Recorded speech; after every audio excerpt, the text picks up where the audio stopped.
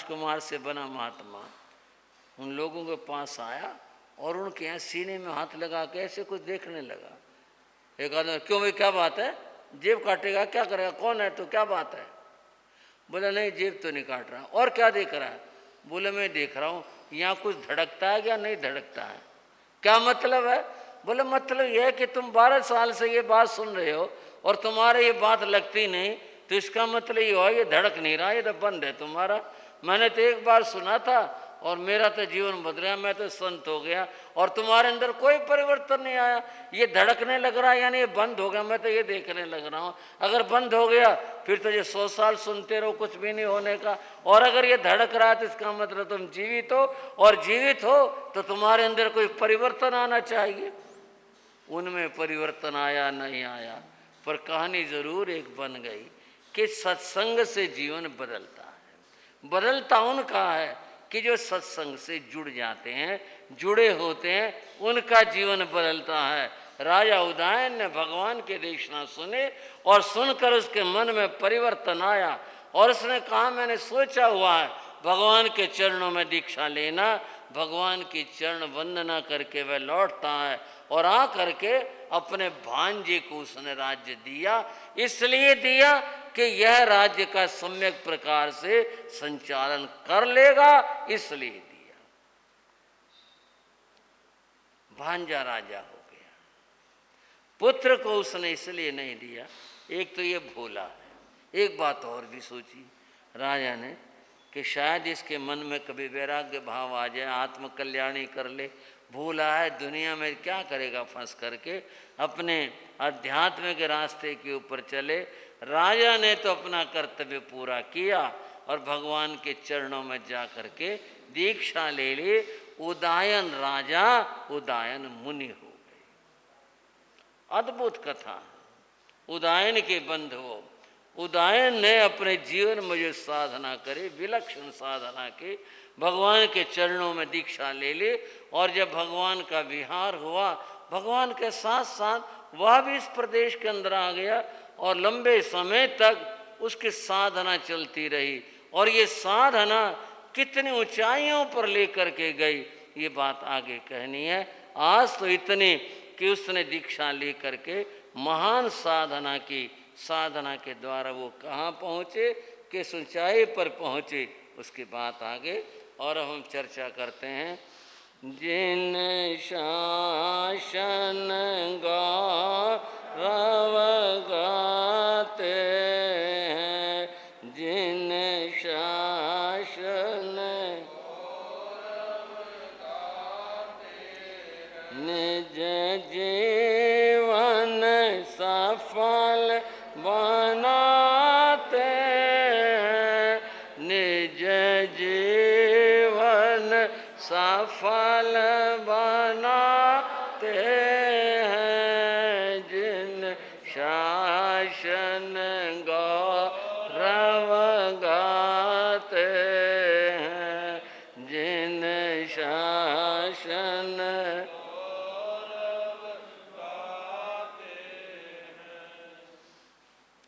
वैसे तो जैनाचार्यों की जो जिन शासन के गौरव हुए उनकी कथा आप सुन ही रहे हैं। कभी कभी कारण से रह भी जाती है। मन होता पूछूं किसका जिक्र चल रहा था? किसका?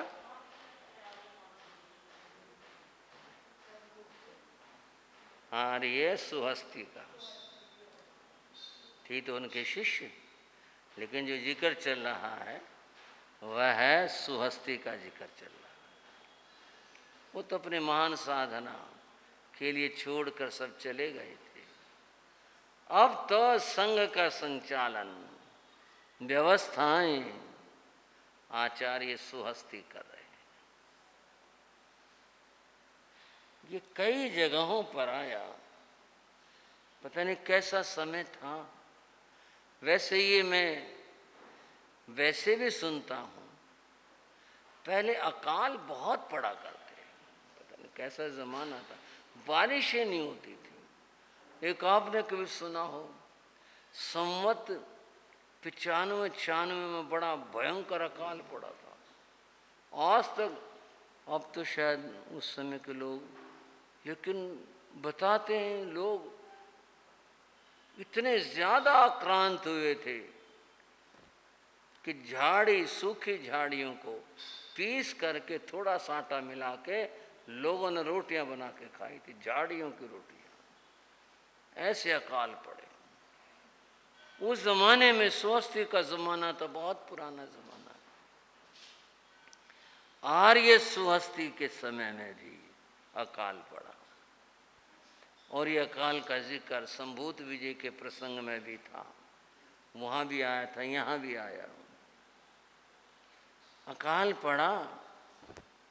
आर्य स्वस्ति ने सभी संतों को सावधान किया कि भी जप में तप में अधिक समय बिताना है, संतोष भाव रखना है, आहारचर्या ठीक है, जाते हैं, संतोष भाव रखना, मन में ग्लानि नहीं लाना, भाई साधु बने भूखे मर गए मिलता नहीं, यही समझना भाई हमारी यही स्पर्शना है।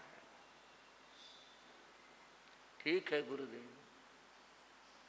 एक बार कुछ संत कौशाम्बी में आहार के लिए गए, बहुत घूमे, बहुत फिरे, कहीं भी योग नहीं बना। लोग किवाड़ बंद कर लेते साधुओं को देख करके, और कहीं कुछ घूम फिर करके आ गए। आचार्य का गुरुदेव मौका नहीं बना। उस महान दिव्य ज्ञानी आचार्य ने कुछ उपयोग लगाया, और उपयोग लगा करके उन्होंने कहा, सुनो, दोबारा से जाओ और इस बार तुम नगर के दक्षिणी भाग को जाना। वहां पर एक श्रेष्ठी हैं जो बहुत उदार हैं, संपन्न हैं, वहां से तुम्हें आहार मिल जाएगा। संत उसी दिशा में गए, उस श्रेष्ठी के यहाँ पहुंचे। वो देखकर बड़ा प्रसन्न हुआ, बहुत प्रसन्न हुआ। उसने आहार की प्रार्थना की, और उसने समय स्थिति को समझकर कि संतों को कहीं आहार उपलब्ध होना कठिन है, तो प्रचुर मात्रा में, यानी अधिक भोजन, अधिक से अधिक, महाराज कृपा करो, समय समझो, बात ऐसा है मौका लगेगा नहीं, हमारे यहाँ सब कुछ है, व्यवस्था है, कृपा कर लो, ले लो। उसने आहार बहराया, संतों ने आहार ले लिया। जब श्रेष्ठी आहार दे रहा था, संत आहार ले रहे थे, एक भिखारी वहां आ गया, दरवाजे के बाहर खड़ा हो गया। उसने श्रेष्ठी के द्वारा आहार देते हुए देखा, और उसने सोचा यहां से कुछ मिलेगा। संत तो चले गए, भिखारी दरवाजे तक आया, नौकर ने दरवाजा बंद कर दिया। वैसे भिखारी कोई दरवाजे पर आया हो, दरवाजा बंद नहीं करना चाहिए।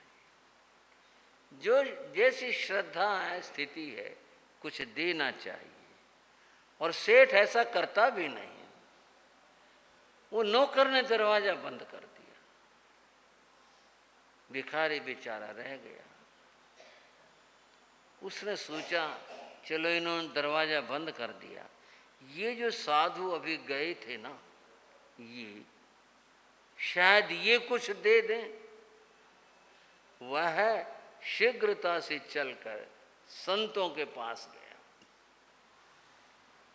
जाकर के बोला, साधुओं, मैं भी भूखा हूं, अपने भोजन में से कुछ मुझे भोजन दे दो। साधुओं ने सुना, अब यहाँ बड़ी विकट स्थिति है। एक तो है वो भूखा है और दया धर्म की बात है, उसे कुछ देना चाहिए।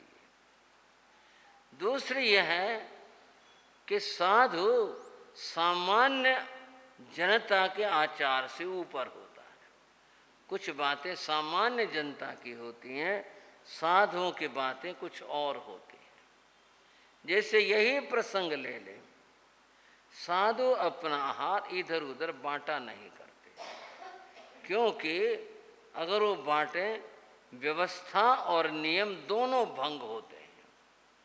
व्यवस्था तो यह है कि साधु कितनों को बांटेगा, बात बनेगी नहीं। नियम यह है कि साधु का एक नियम है, ऐचौर्य व्रत। ऐचौर्य व्रत में यह है, जिसने भी भिक्षा दी है वह साधु के निमित्त से दी, साधु के लिए दी है। वो जिसके निमित्त से आई है उसी को ग्रहण करनी है। अगर वो बांटेगा, हो सकता है उस आदमी को पता चले, वो कहेगा मैंने इस काम के लिए थोड़ी दी थी, गली में बांटते फिरो, मैंने तो तुम्हारे लिए दी थी। और भी इसमें समस्याएं हैं। इसमें ऐसे बांटने में जो ऐचौर्य व्रत है उसमें दोष आता है। इसलिए साधु अपना आहार पानी आदि बांटा नहीं करते। कोई आदमी यदि पीछे ही पड़ ले कि नहीं दो, तो ये आया कि साधु अपना आहार पानी रख दे और दूर खड़ा हो जाए, चाहे वो सारा उठा ले जाओ चाहे वो थोड़ा उठा ले जाओ, उसके ऊपर छोड़ दे, स्वयं नहीं करना। स्वयं करेगा तो उसके ऐचौर्य व्रत में दोष आता है। ये विधान है। संतों ने कहा भाई ऐसा है, हम हैं साधु और जैन साधु, हमारे नियम है, हम ऐसे तो नहीं दे सकते। बोले और? बोले हमारे गुरु अगर कहेंगे तो हम दे सकते। हमारे गुरु से पूछो, तुम्हारे गुरु कहाँ हैं? बता दिया वहाँ पर ठहरे, फलानी जगह ठहरे हैं। वो पीछे पीछे चला। उसने आकर के आर्य सुहस्ती से भोजन की याचना की। आर्य सुहस्ती ने कुछ पल ध्यान किया, देखा ये किसी की मजबूरी का फायदा उठाना नहीं था, ये ज्ञान की बात थी। मजबूरी क्या और ज्ञान के फायदे की बात क्या?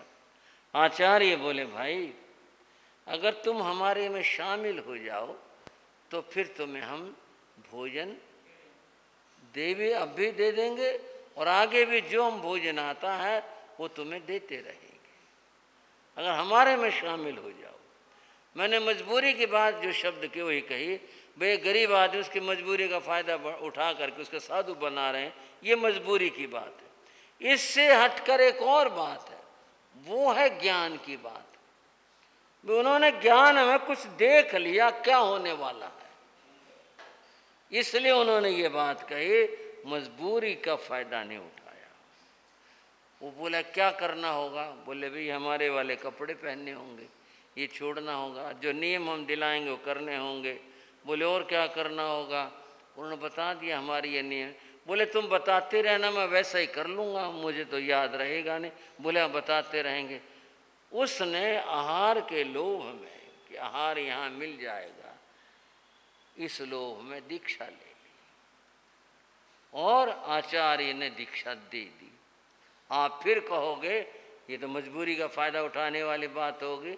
आप बात सुन लो तभी जाके पूरी बात समझ आएगी। उसने दीक्षा ले ली, उन्होंने दे दी और फिर कहा अब तुम आहार ले सकते हो। उसको बैठा लिया, उसको आहार दिया। वो भूखा था, बहुत ज़्यादा भूखा था, अत्यंत भूखा था। वो खाता रहा। उससे पूछा और लेना? बोले और दे दो। ऐसी स्थिति भी आ जाती जिसको बेसब्रा कहते हैं। आदमी को भूख और कई दिनों की भूख हो तो बेसब्र होके खाने लगता। वो बहुत खाता गया।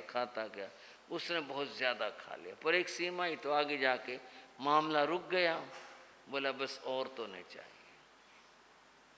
आचार्य उससे बोले अच्छा एक बात सुन, अब जब तक अगला भोजन नहीं मिले तब तक का तो प्रत्याख्यान कर ले। बोले वो क्या होता है? वो नियम होता है कि जब अगला भोजन मिलेगा तब नमो अरिहंताणं हम तुझे बता देंगे, वो बोलना है, फिर तो अगला भोजन करना। रात्रि में भोजन नहीं करना नियम है उसका, और अगले भोजन तक का नियम ले ले। बोले जो तुम्हारा नियम करवा दो, मैं वैसा मान लेता हूँ। उन्होंने नियम करवा दिया, और उस अब तो वो नव दीक्षित, अब तो भिखारी नहीं कह सकते ना, नव दीक्षित है, उसने वो नियम ले लिया कि अगले भोजन तक का मैं प्रत्याख्यान त्याग करता हूँ। शेष आहार जो संतों ने करना था, लगाना चुकाना था, वो हुआ। उसे बहुत खा लिया था, ज्यादा खा लिया, सांस आने मुझको दिक्कत होने लगी। और तब आचार्य स्वस्ति ने उसे नमोकार सुनाया, ले तू सुनता रहो, हाथ जोड़ के सुनता रहो। और बात यूं है यहाँ जो बड़ी कठिन सी है, पर हुआ यह है, इतिहास का पन्ना है यह एक, हुआ यह है उस रात में उस नव दीक्षित का प्राणांत हो गया ज्यादा खाने से, उसका श्वास रुक गया। आचार्य उसे धैर्य देते रहे, नमोकार सुनाते रहे, हाथ जोड़कर वो सुनता रहा, उसके प्राणों का अंत हो गया। ये तो सारा बड़ा कष्टपूर्ण हुआ, बड़ा दुखद हुआ कि वो बेचारा आया था भोजन के लिए और यहाँ तो मृत्यु हो गई उसकी। पर कथा इतनी ही नहीं है, आगे है, और आगे क्या है, कैसे क्या घटा, उस आत्मा का हुआ क्या। आचार्य स्वस्ति जैसे ज्ञानी, और उन्होंने ध्यान पूर्वक जो है उसको दीक्षा दी थी, ऐसे लोग में दीक्षा नहीं दी थी। कोई परिणाम निकला, और बहुत अच्छा परिणाम निकला। क्या हुआ वो आगे की बात, आज की चर्चा इतने।